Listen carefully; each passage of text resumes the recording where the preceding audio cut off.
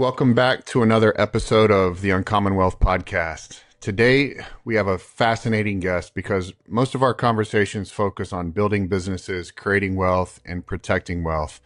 Today's guest specializes in something many entrepreneurs overlook entirely: the ability to build authority, influence, and personal brand in a way that can dramatically accelerate wealth creation. Joining us today is Clint Arthur.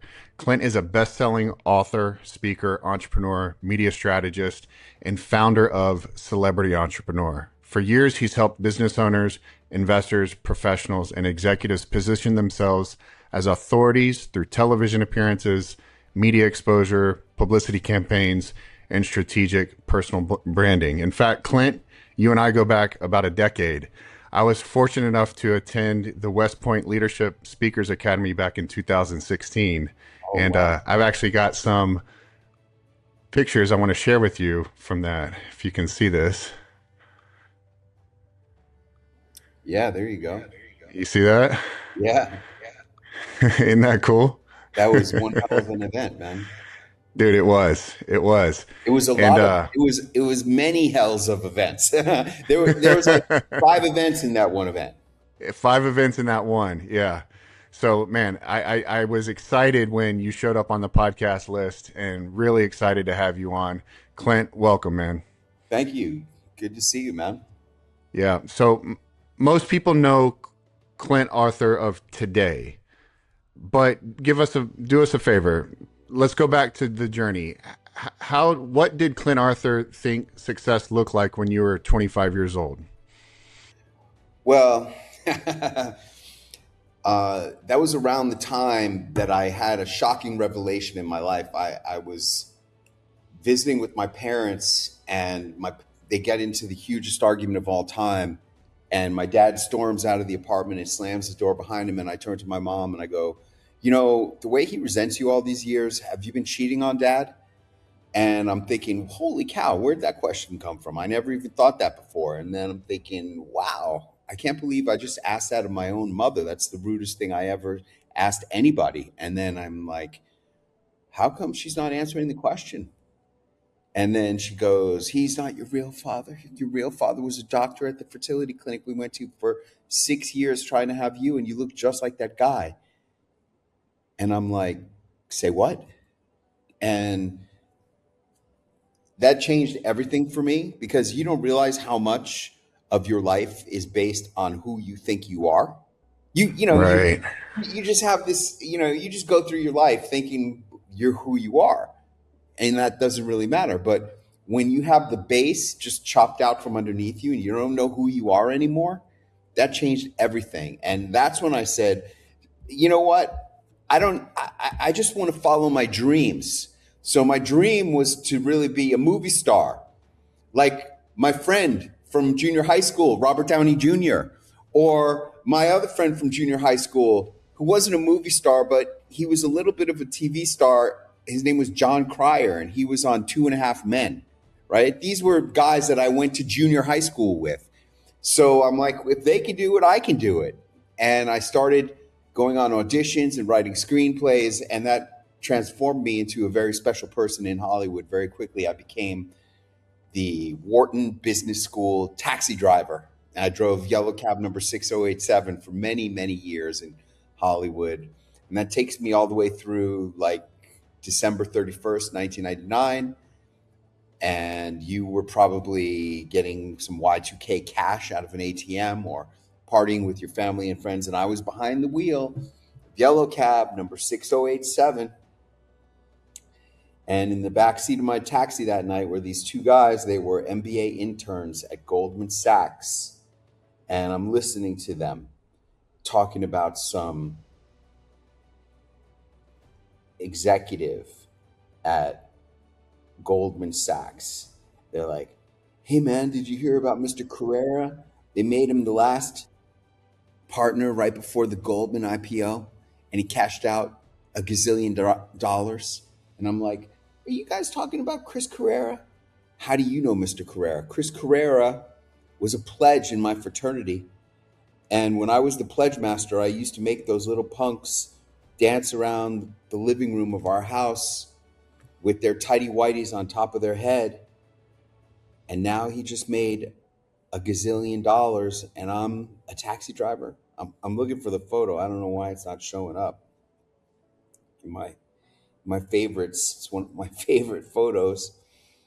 So when that night was all over, I went back to my little boat in Marina del Rey where I'm living, because that's the cheapest way to survive when you're in LA.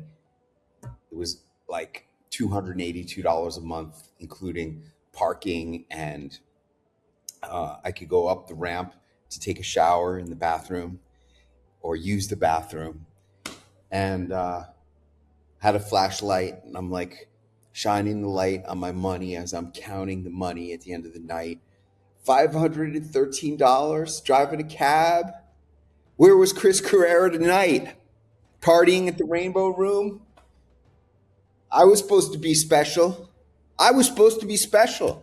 See, that was my idea of success. My idea of success was pretty big. You know how they say, go for your dreams, you know? Well, I was Yeah. going for my dream. I wanted to be a movie star, like my friends, or at least a TV star, like my friends. But that wasn't to be, you know? Like, I don't know how you do that, but I don't know how to do that. But I do know that I quit writing that night. I said, if this is what 13 years of chasing the Hollywood dream gets me, a taxi, after I graduated from Wharton Business School, it's not worth throwing my life away on a dream that's never going to happen. After 13 years, you think it would kind of happen. Nothing. So I got out of taxi driving, and I just became an entrepreneur in the gourmet food industry. I just wanted to be a normal person.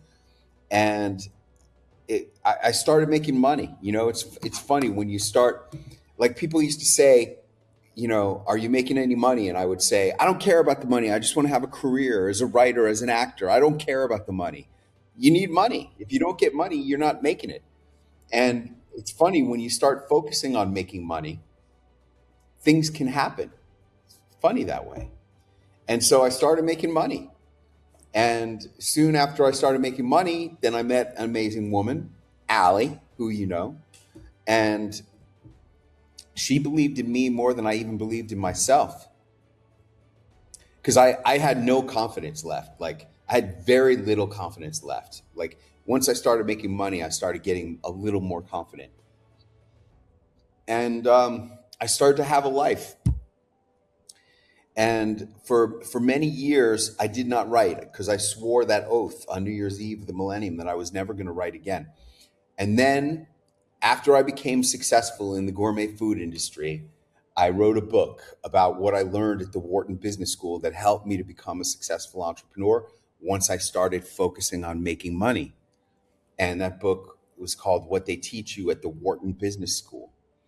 And I self-published that book on Amazon and waited for the sales to roll in. And the first year I published it, all 8 of those sales rolled in.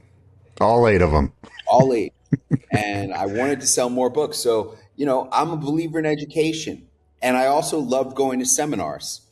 And I was lucky I met a mentor at a seminar. His name was Jack Canfield. And I said, Jack, how do you sell 500 million chicken soup for the soul books?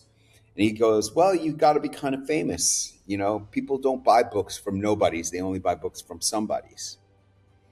And that's what started me going on TV, news and talk show interviews, you know. And I remember when I had like 18, I had gone on 18 TV news and talk show interviews at one point in my career.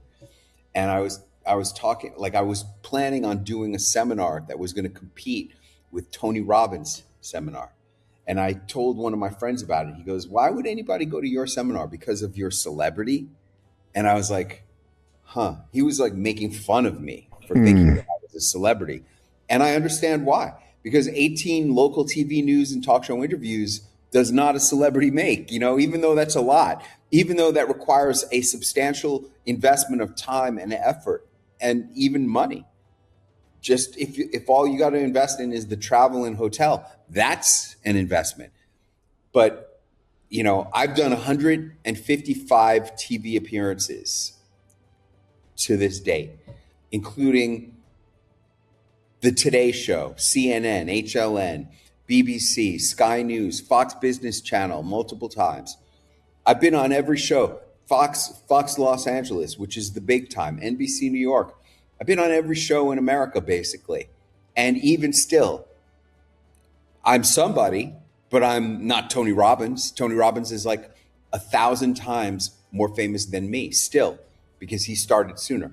But I developed other ways to make myself appear to be more so that I could do more and have more. And one of those ways is the event that you attended at West Point, the Leadership Speakers Academy, where you and I both were speakers at West Point. That was an amazing thing. And you were there with Buzz Aldrin. Yeah. And General Honore. You got to share the stage with Buzz Aldrin and General Honore. You know, I still use all that stuff today. Like, the thing you got to understand is you got to have the marketing, because being a speaker at the Leadership Speakers Academy at West Point, that was a tremendous experience. I know it changed me tremendously. And I think a lot of the people there were changed from that experience. But if you don't use the marketing, it doesn't do anything for you. Today, I'm using the marketing still. You know, I'm focused these days on a leadership seminar that I host called Break Out of Your Box. And it's about how to do things differently, how to be a better leader, how to be a better speaker, how to be more innovative, how to have more fun. How to break out of your box. Yeah, all that stuff. And one of the things that I promote about that is my own personal leadership philosophy. And my leadership philosophy has been guided by the 5 presidents of the United States who have personally mentored me in person, and I have photos with all of them. And also the 13 stars worth of military generals who have mentored me, including General Honore. I talk about him all the time. Remember this? I'm going to say something to you. It's going to give you shivers down your spine. He said to us, all the opportunities are on the other side of impossible. Remember that? That's right. Yeah. I mean, that's something that I use to this day. And I remember about how he talked about impossible is only an idea that people use to keep others away from opportunities. And that when you find something that supposedly is impossible, that is the opportunity. So that's I love my that idea. That was my idea of success when I was 25. What would have happened had you not asked your mom that question? Oh man, I don't know, man. I think that I would have lived a more restrained life, more limited by fear, because once I no longer knew who I was, I didn't have the ideas of who I was supposed to be as limiters. And breaking through that opened up the floodgates to, well, I don't know who I am, so anything is really possible. So I don't know. I really don't know. I don't know. You've helped hundreds of entrepreneurs, business owners become more visible. Thousands. My apologies. Yeah. Become more visible. What separates the people who become recognized authorities from those who remain invisible? Desire. That's the main thing, man. Having enough desire to break you through your own limiting belief of who am I to think I can do this or I can do that. The people who are not limited by who am I, the people who want it so bad that they don't think about the downside, those are the people that really break through in their lives.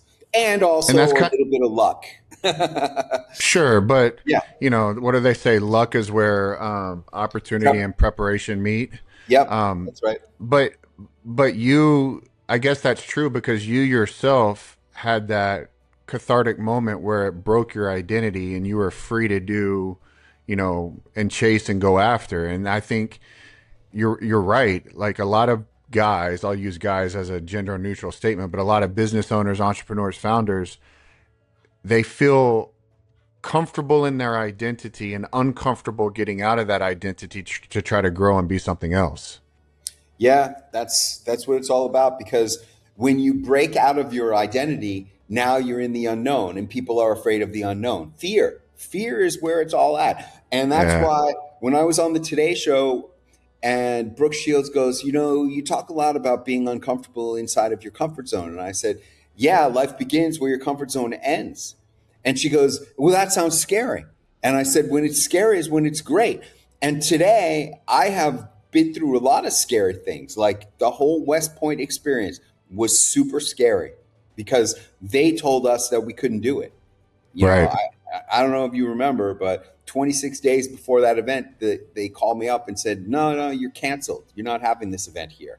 But we did it anyway. And that was super scary. And that helped, like Allie and I were playing this song over and over and over. I'm unstoppable. I'm a Porsche with no brakes. We were playing that song over and over and over because we needed that. And I'll tell you what, if I had been, here's another thing that holds a lot of people back, which is not being realistic about one's own dependence on drugs and alcohol. And luckily for me, by that point, this was 2016, by that point, I had already been quit off of alcohol for more than 2 years. Because Mm. if I had still been drinking alcohol, when they told me that we were canceled, I would have just started drinking. But because I was sober, I had more time to think about how am I going to do this? How am I going to figure out my way around these people who want to stop me? And instead of drinking away my problems in the bottom of a shot glass, I worked through my problems. So luckily for me, I was sober. Yeah, luckily for me too. Do you believe personal branding, especially in this age of AI, do you believe personal branding is becoming more important or less important with AI and technology changing everything? Well, I really believe that the people who are going to survive AI with high incomes instead of universal basic income are the only people who are going to survive it are verifiable real celebrities.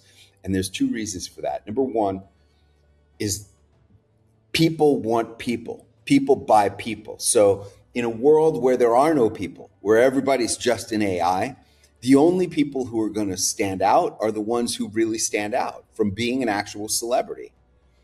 And the second reason why real celebrities are going to stand out is because actual celebrity gives you more self confidence.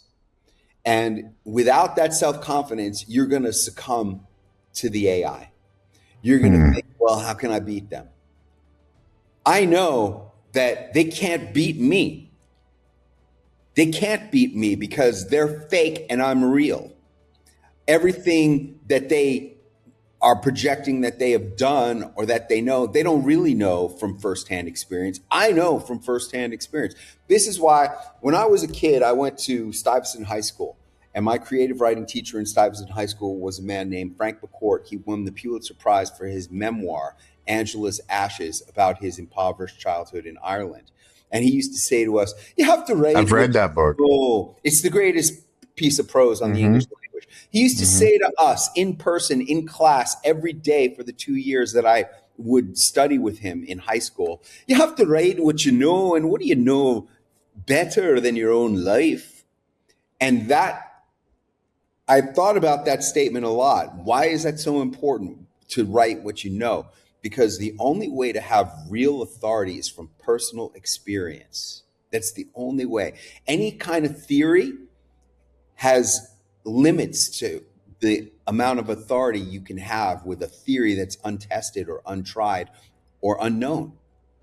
Everything I teach, everything I talk about is stuff that I've actually done myself.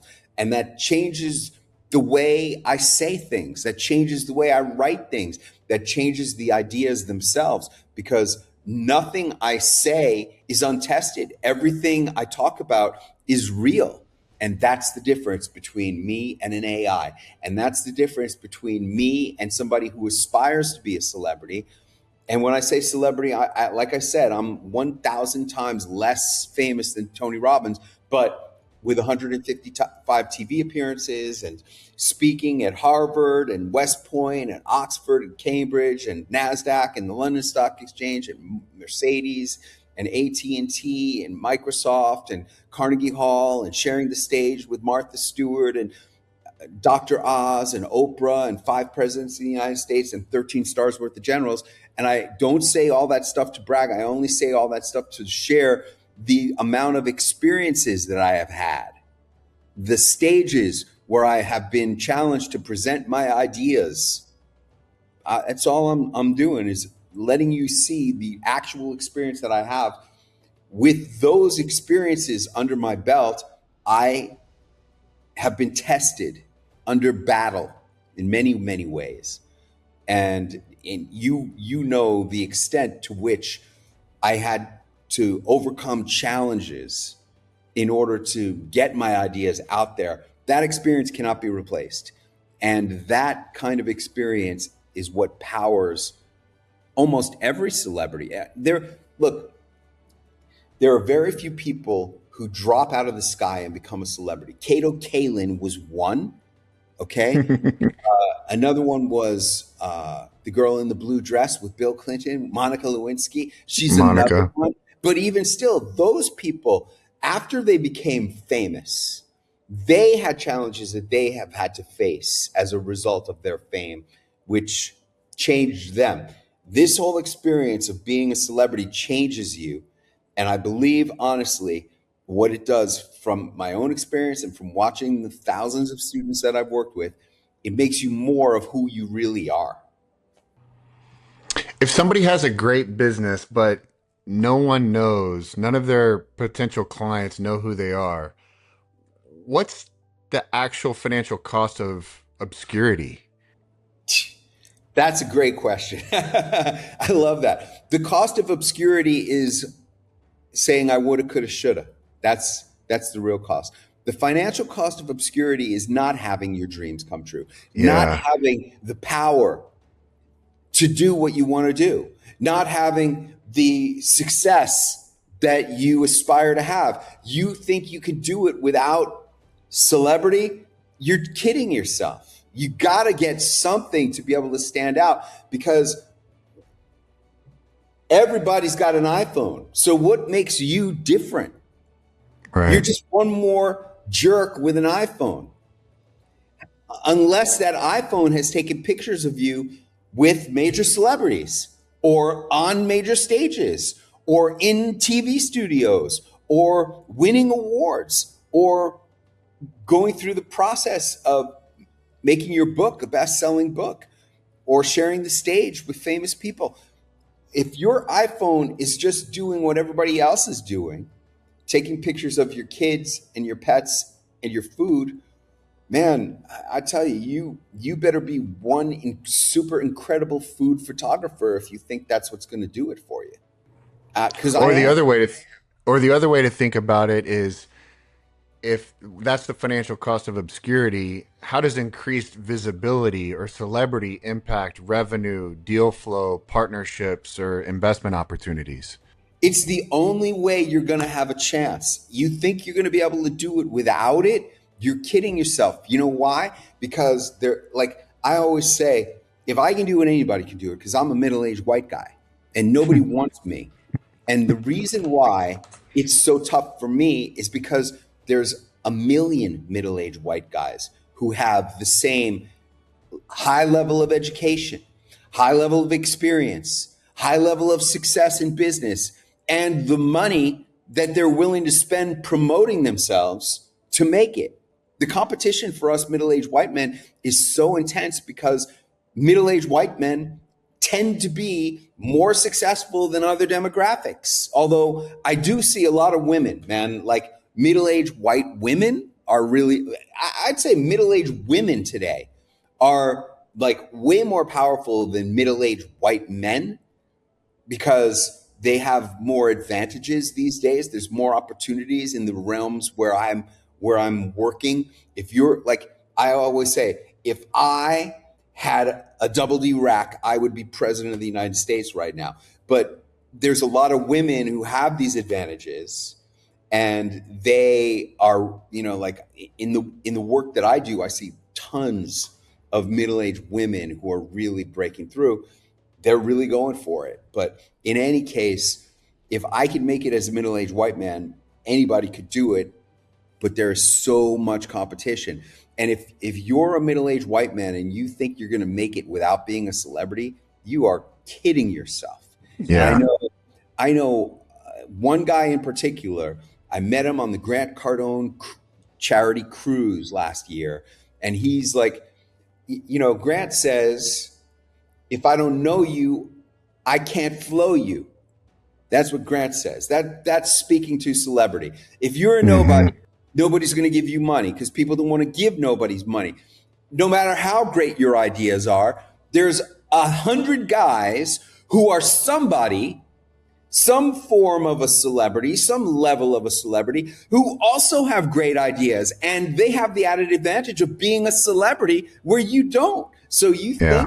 you think that your ideas are so great that you don't need celebrity? You're kidding yourself. Yeah. I think most people really underestimate the economic value of authority, right? So 100%.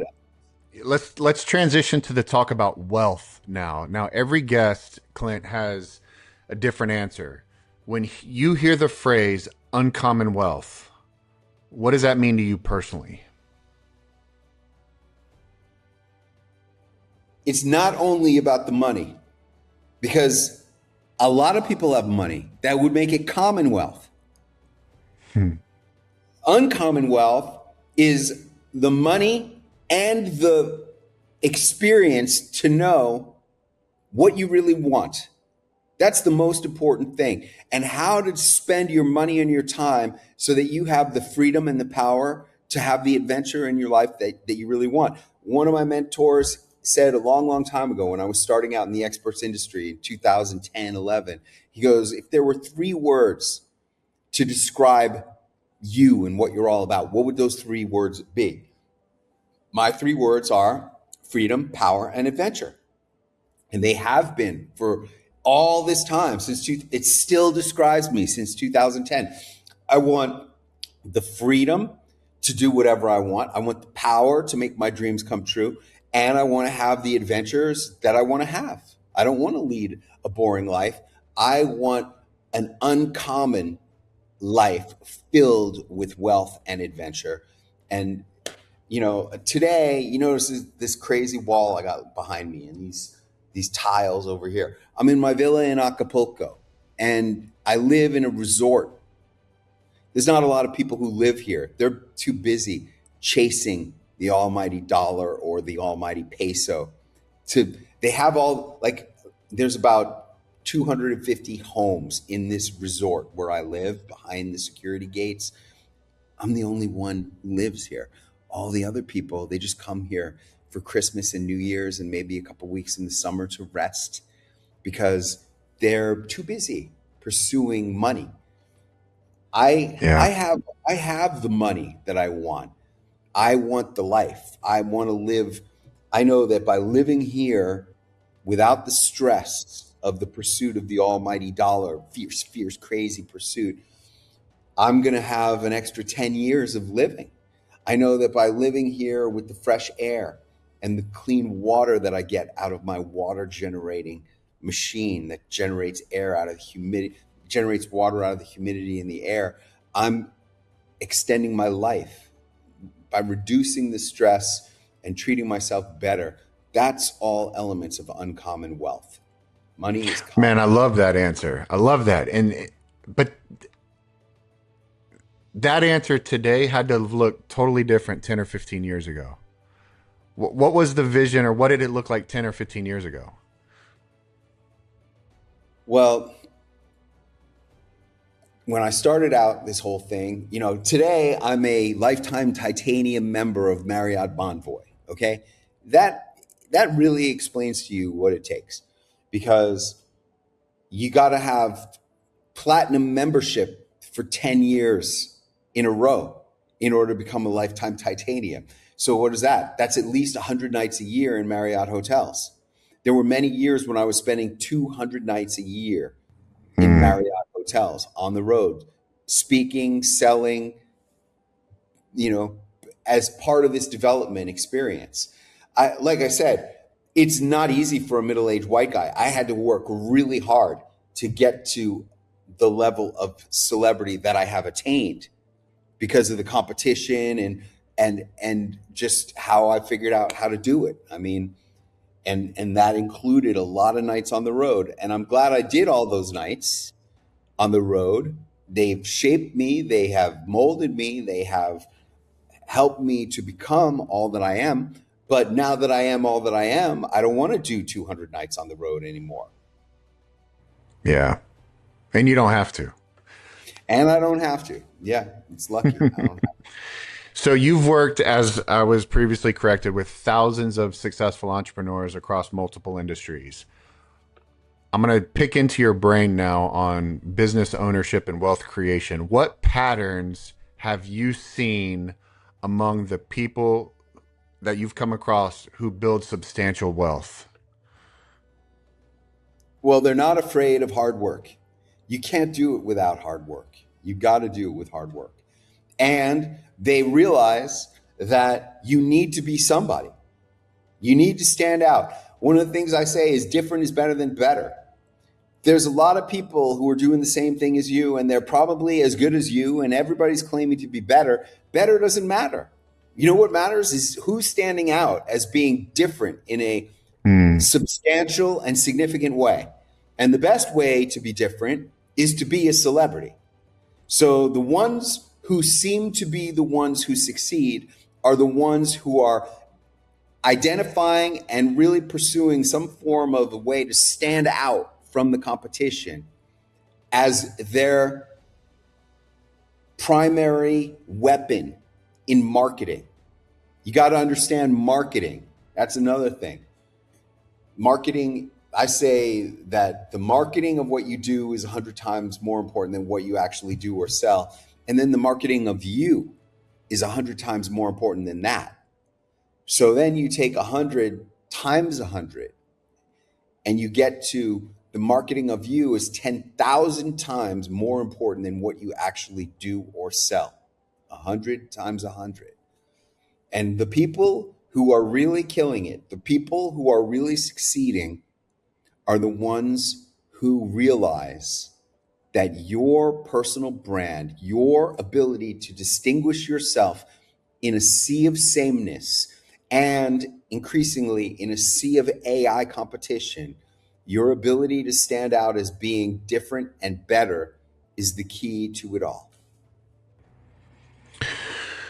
I guess on that point, what habits have you seen that destroy wealth amongst your thousands of connections that you've made?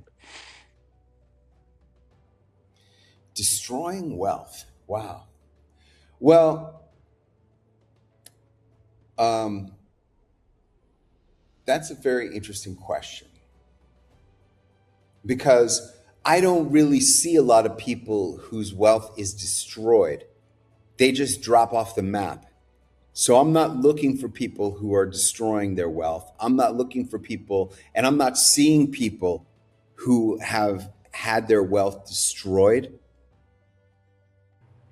That's because fair. that's not where my focus is. Yeah, that's I'm fair. And focused. they're not seeking out celebrity, I guess, if that's happening too. Yeah, and also I have another saying, and that is, if I don't know what's going on with you, that's not good. Mm. Because the people who are not happy with their lives are the ones who don't show up.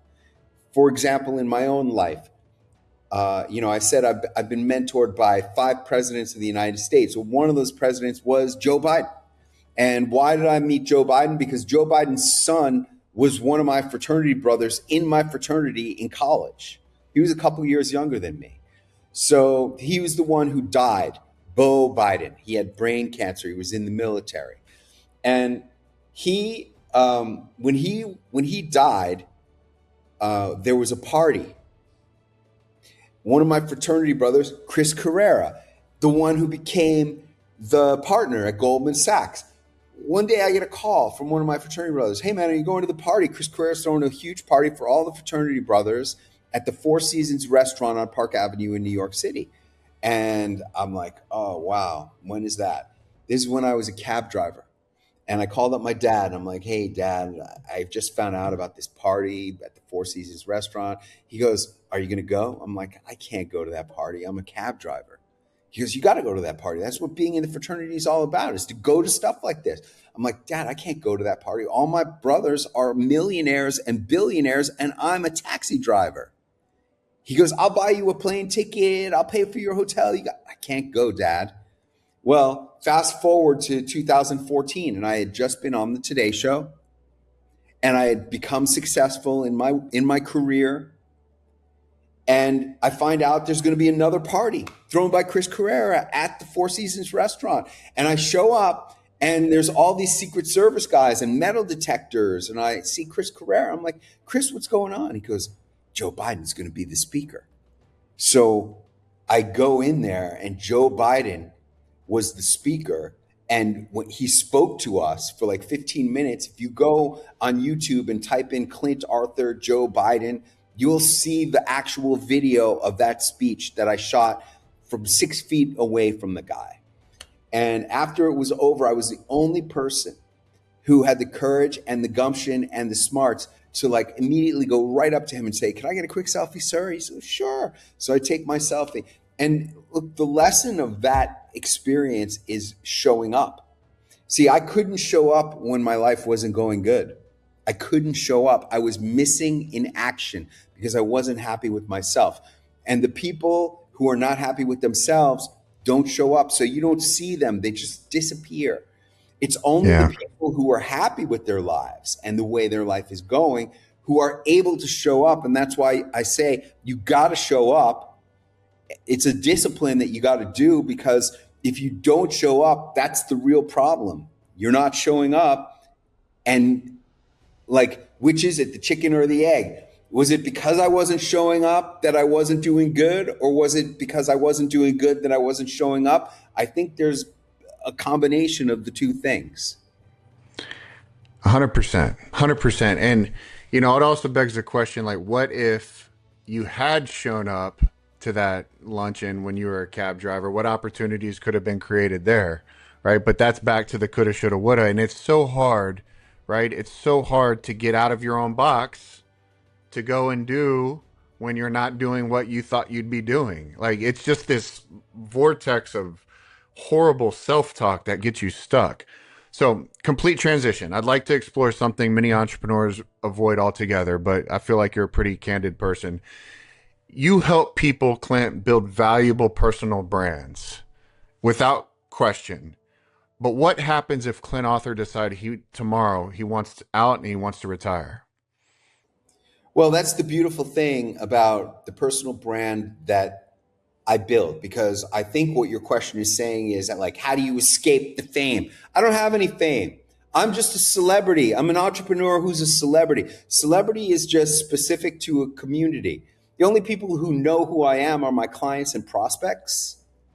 And that's only because I'm constantly working to make sure that they know who I am. I walk down the street, people don't generally recognize me or ask me for autographs or selfies. Two times out in public, I've been recognized. One of them was Angela Snyder, and I'm like getting out of an Uber at the airport in LAX, and she goes, "Hey, you're that celebrity guy, right?" And I'm like, "Yeah." And then 15 minutes later, she was enrolling for NASDAQ and Celebrity Launchpad, because, you know, that's part of what you do. You just go any place you are, you can make money. Then the other time was I'm walking through Lincoln Center with my wife one night, and somebody goes, "Hey, Clint." I'm like, "Huh?"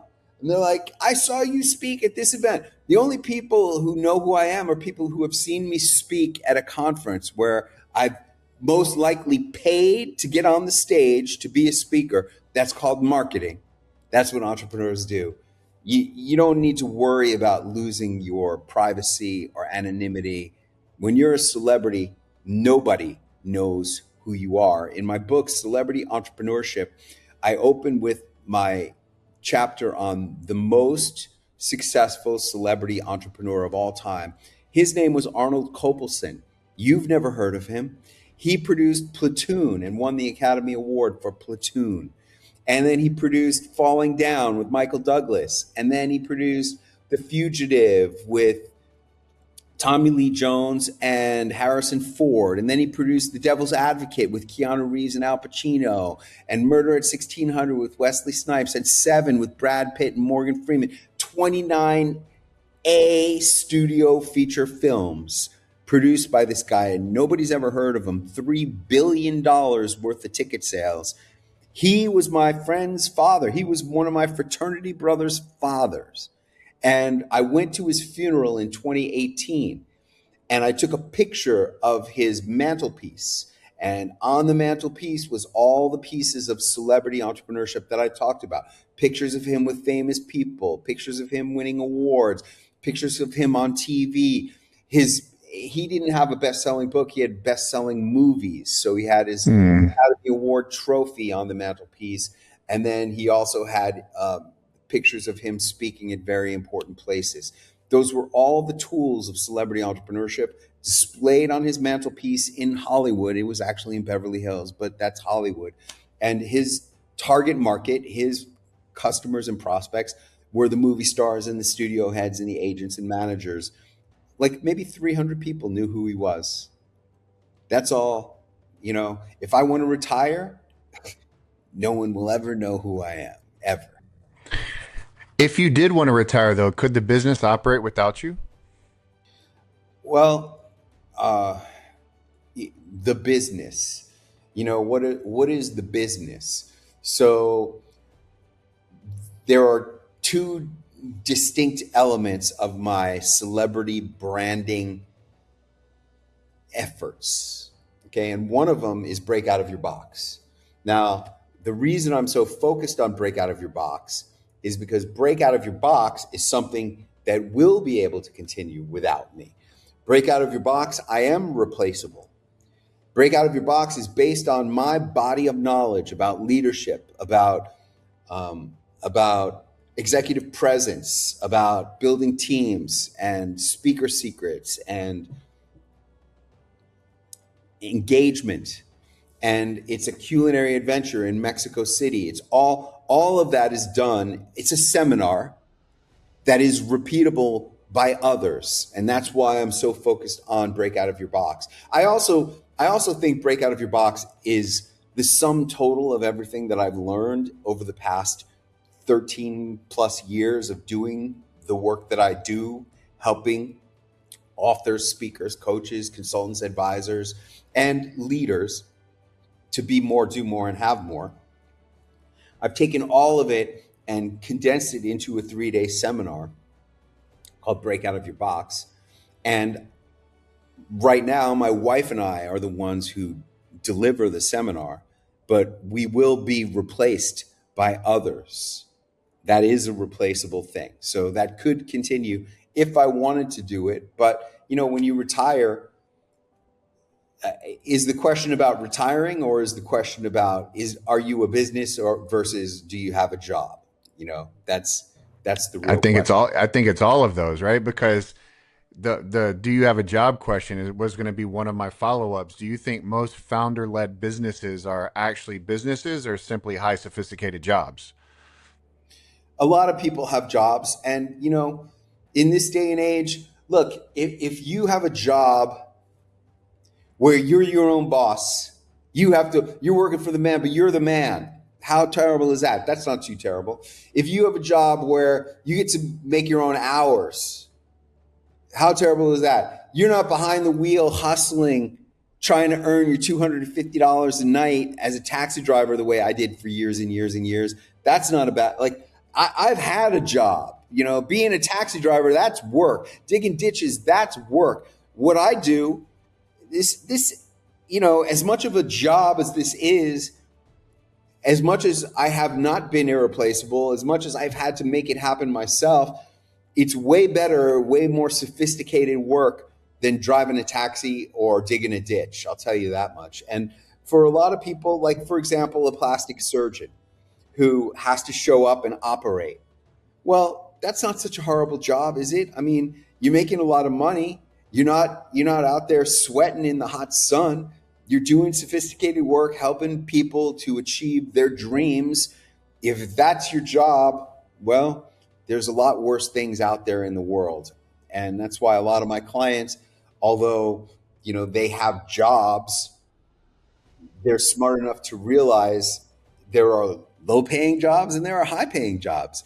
If you got a high paying job where you're your own boss and you get to make your own hours and work with whoever you want, that's my idea of a job. Well, and you've also been thinking about that clearly because of break out of your box. That becomes scalable, that becomes sustainable, that becomes something that you can potentially sell or pass on or grow, and depending on how you structure that, retain some sort of ownership or have an exit if you can build it big enough to do that, because that's repeatable, predictable, scalable, and it doesn't just have to happen in Mexico City, right? It can happen all over the world. Yeah, I also do it in New York and in London. So it could be happening in other places. And theoretically, break out of your box is something that could grow to live beyond me and is something Yeah, that I could sell and I would like to sell at some point in the future. But right now, I'm having a lot of fun with it. absolutely. So one more transition and then we'll start to wrap it up. Let's talk about taxes. One thing entrepreneurs and investors universally dislike is sending unnecessary money to the IRS. Yep. Over your career, have you become more intentional about tax planning? Yeah, I definitely am. That's why I can only spend 6 months minus 1 day in Mexico per year because I have to make sure that I'm not becoming a taxable resident of Mexico.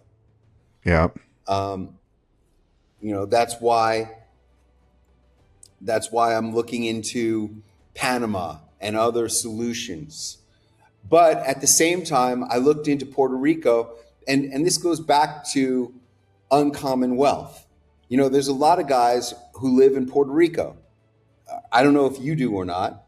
No, no, but Okay. I know a lot of guys that do. Yep. There's a lot of guys that live in Puerto Rico. And my wife and I looked into that whole Puerto Rico tax advantage situation in 2015. Hmm. And we decided it wasn't worth it because there's more to life than just avoiding taxes. And if you got to be a prisoner of Puerto Rico for 6 months of the year in order to qualify for their tax breaks, unfortunately, what we saw in Puerto Rico was a depressed economy. And there's a reason why it's called depressed because it's depressing. And we didn't want to sacrifice our quality of life to live in a depressing economy in order to just have tax benefits. So we didn't Yeah. do it. And I know a lot of people, who have done it. And I question whether it was worth it. And look, to each his own. They seem to be happy, but I don't know. I mean, like I like to say, if so and so is so successful, then why is she selling nutrition bars? Like, if no, that's not what I say. If her nutrition bars are so successful, then why is she selling coaching? Why would Hmm. she just be selling nutrition bars instead of dealing with all the personalities and charging people all this money for coaching? If her nutrition bars are so successful, I don't know. I don't see the bank accounts. I don't know what their bank statements are, and I don't know what their bank statement of happiness is. I only know how happy I am. I only know how satisfied I am with my life. Everybody's got to be successful and live up to their own expectations and standards of themselves. If they really want to have uncommon wealth, that's the real essence of uncommon wealth is, are you happy with what you got going on? And for me, tax strategy is not everything. So let's do a quick lightning round. All right. Most expensive mistake. Oh man, very clear, very clear. Uh, there was a guy who wanted me to invest, and I couldn't find out anything about him on the internet. He was invisible on the internet. And I ended up sending 50 grand to the bank account he wanted me to do. And that 50 grand was gone. Mm. Never could get it back. And I said to myself after that, if I can't find out about you on the internet, then I'm not giving you any freaking money, because there's a reason why I can't find out about you on the internet. That's because you're hiding. Hmm. What's So, a book every entrepreneur should read? uh, Wisdom of the Men by Clint Arthur talks all about all of the things that I have learned from all the famous people that I've met over my life and career.